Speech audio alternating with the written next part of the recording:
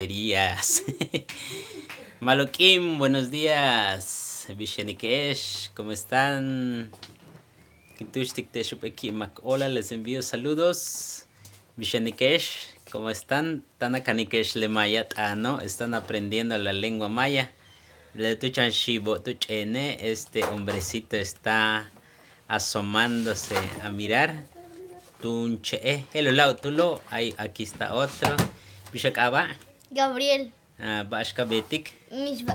Mishba Kushtech Alexis. ¿Y tú, Alexis? Cotenguaya. Cotenguaye, ven para acá. Y yo le decía a Bishakaba, le decía, ¿cómo te llamas? Bishakaba. Gabriel. Ten Inkaba, Gabriel, dilo. Ten Ikaba Gabriel. Yo me llamo Gabriel, eso significa.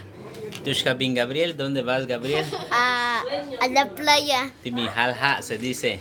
Timbin Halha. Voy a la playa. Entonces, literalmente, Timbim voy, Halha a la orilla de la laguna, playa, mar, lo que sea, lo que tenga agua.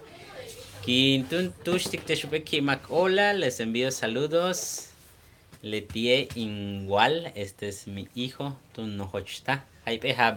Gabriel, ¿cuántos años tienes? 9. 9 Habiante. Un lado estoy ante Pachilo, Letie, el otro que está atrás, Kutak Kuba, se esconde. Letie, Habiantech, Alexis. ¿Cuántos años tienes, Alexis? 5. 5 Habiante. Le, la cabin, tiene vergüenza.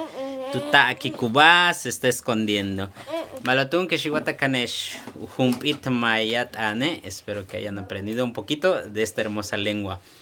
Kanantabaesh, Tenikaba José Javier Maichan, Tujel Quintahuetelesh, hasta pronto.